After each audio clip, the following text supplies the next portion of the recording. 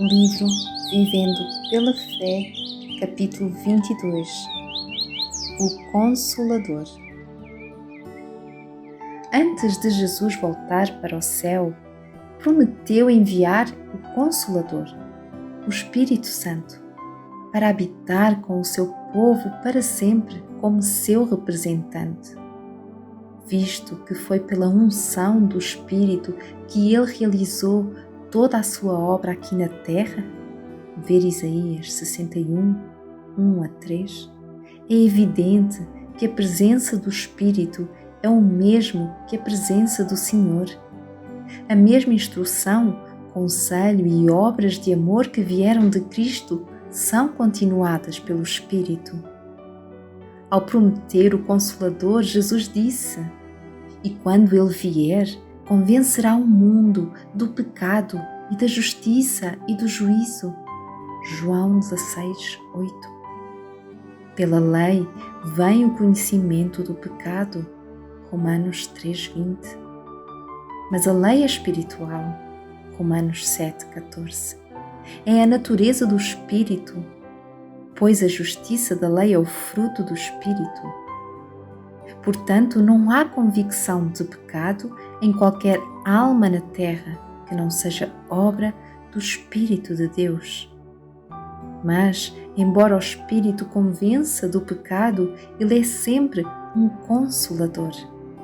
É como um consolador que convence. Poucas pessoas param para pensar nisso. Lembre-se que em nenhum lugar é dito que o Espírito condena alguém por causa do pecado. Há uma diferença entre convicção e condenação.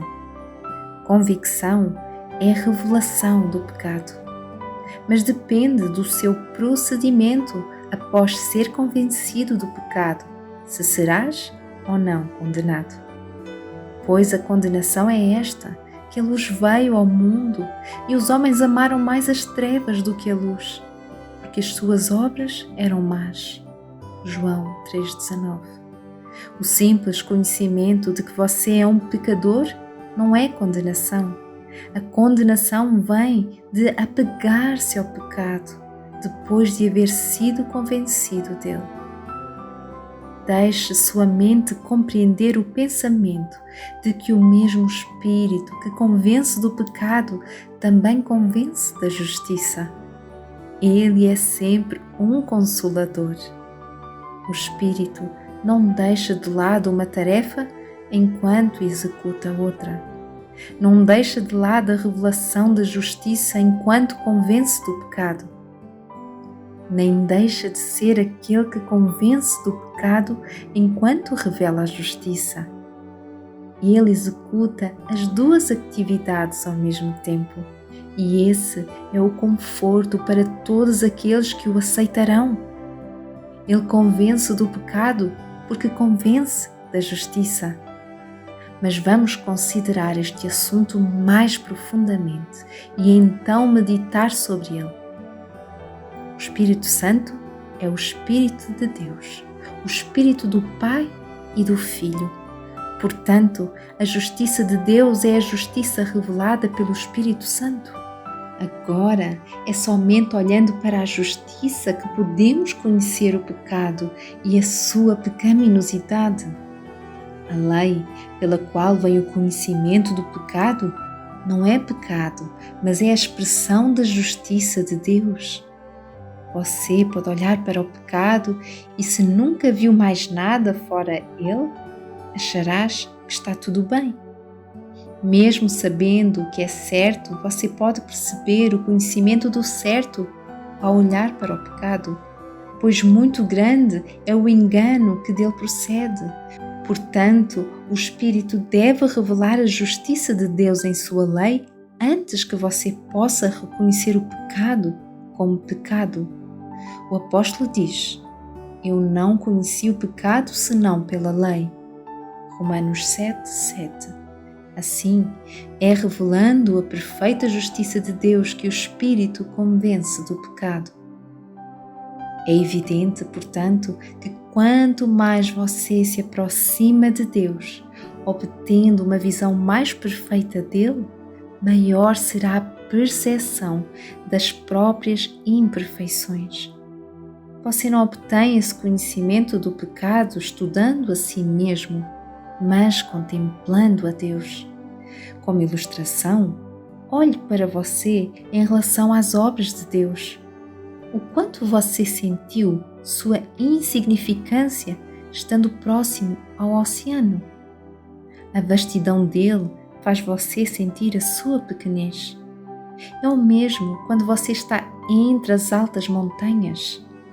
Em tal ocasião, você não precisa olhar para si mesmo para perceber o quanto você é pequeno.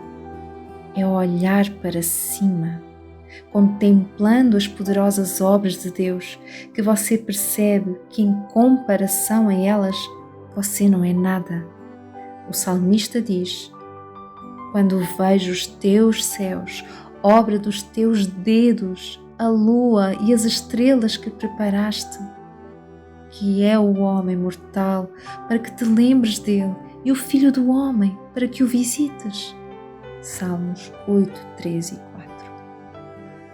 Se esse é o resultado de estar em contacto e de contemplar as obras de Deus, qual será o resultado quando se considera o caráter do próprio Deus? O Senhor Deus é um sol. Salmos 84, 11. Ele é maior que todos os céus. A tua justiça é como as grandes montanhas, os teus juízos são um grande abismo. Salmos 36, 6. Assim, como você sente a sua própria insignificância física ao contemplar as obras visíveis das mãos de Deus, ao contemplar a justiça de Deus, você se torna consciente da sua carência espiritual. A mensagem de conforto que Deus envia ao seu povo, especialmente para os dias que imediatamente antecedem à sua vinda, é esta: eis o vosso Deus. Ver Isaías 11, 1 a 9. Isso significa que, como uma preparação necessária para a sua vinda, Ele deseja que você reconheça a sua própria falta de justiça ao contemplar a justiça dele.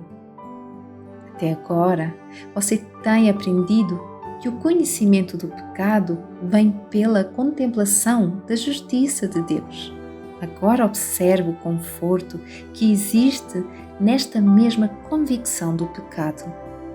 Lembre-se de que o reconhecimento da sua falta de justiça é causada pela revelação da justiça de Deus. Lembre-se também de que o Espírito que convence tanto do pecado quanto da justiça é dado a você. Cristo disse: "E eu rogarei ao Pai, e Ele vos dará outro Consolador, para que fique convosco para sempre, o Espírito de verdade, que o mundo não pode receber, porque não o vê nem o conhece, mas vós o conheceis, porque habita convosco e estará em vós." João 14, 16, 17. O que necessariamente se segue disso?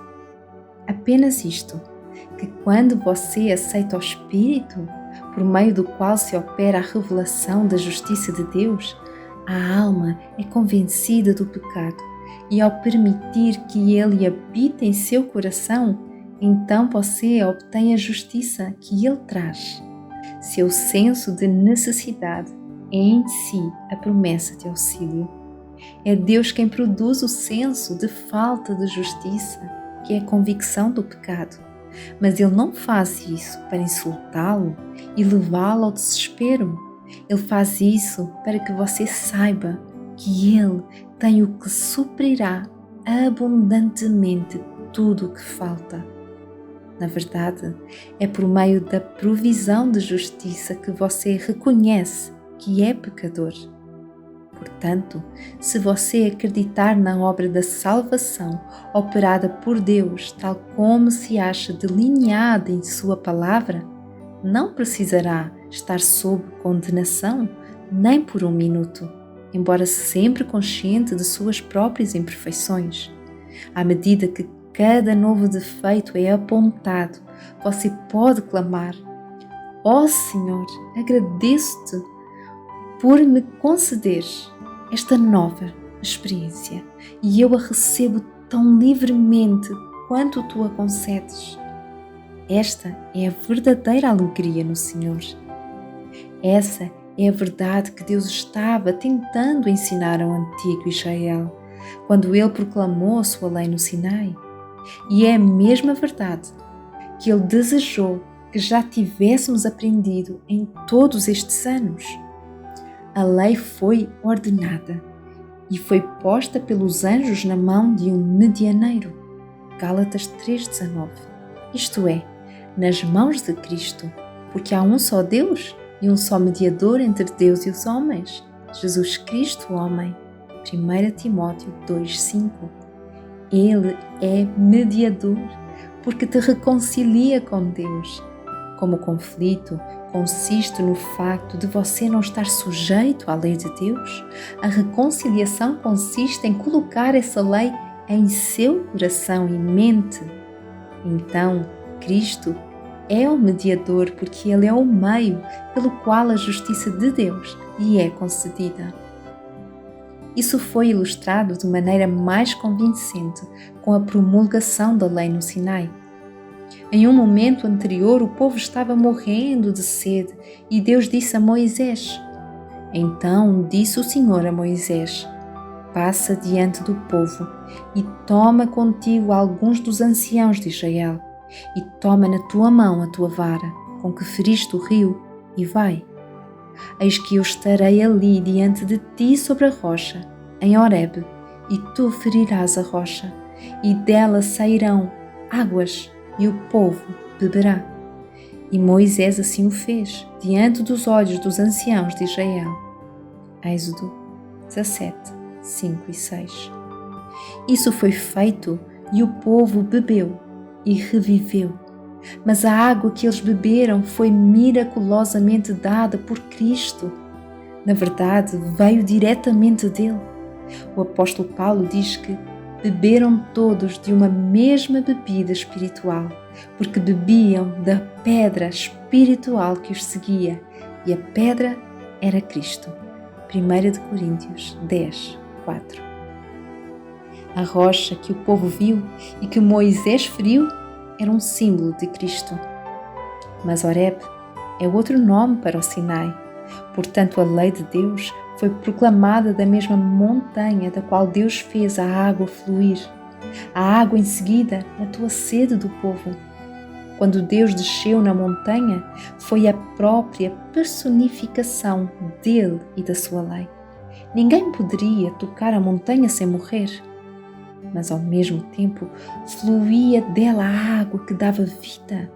Essa água que, como vimos, veio de Cristo, é um símbolo do Espírito que é dado a todos os que creem. Ver João 4:10, 13, 14:7, 37 a 39. Por meio desse evento, Deus nos deu uma grande lição prática.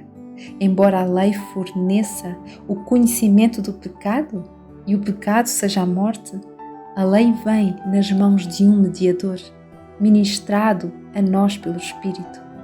E a lei do Espírito de vida em Cristo Jesus nos livra da lei do pecado e da morte. É assim que o mandamento de Deus é vida eterna.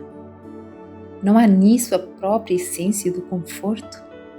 Ao mesmo tempo em que o conhecimento do pecado vem a você, a justiça para cobrir e tirar todos os seus pecados é revelada.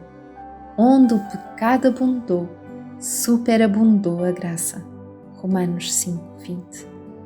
A lei que convence é espiritual e o Espírito é a água da vida que é dada gratuitamente a todos os que a receberem. Alguma coisa poderia superar as maravilhosas provisões da graça do Deus de toda a consolação, o Pai das misericórdias?